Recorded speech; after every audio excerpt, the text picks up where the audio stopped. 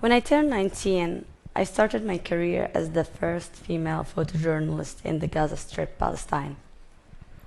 My work as a woman photographer was considered a serious insult to local traditions and created a lasting stigma for me and my family. The male-dominated field made my presence unwelcomed by all possible means. They made clear that a woman must not do a man's job. Photo agencies in Gaza refused to train me because of my gender. The no sign was pretty clear.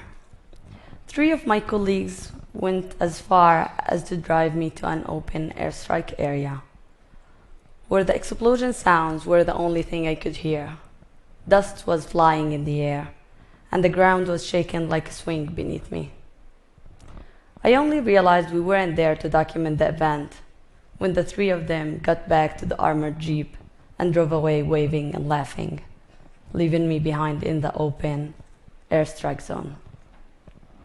For a moment, I felt terrified, humiliated, and sorry for myself. My colleague's action was not the only death threat I have received, but it was the most dangerous one. The perception of women's life in Gaza is passive. Until a recent time, a lot of women were not allowed to work or pursue education. At times of such doubled war, including both social restrictions on women and the Israeli-Palestinian conflict, women's dark and bright stories were fading away. To men, women's stories were seen as inconsequential. I started paying closer attention to women's lives in Gaza. Because of my gender, I had access to worlds where my colleagues were forbidden.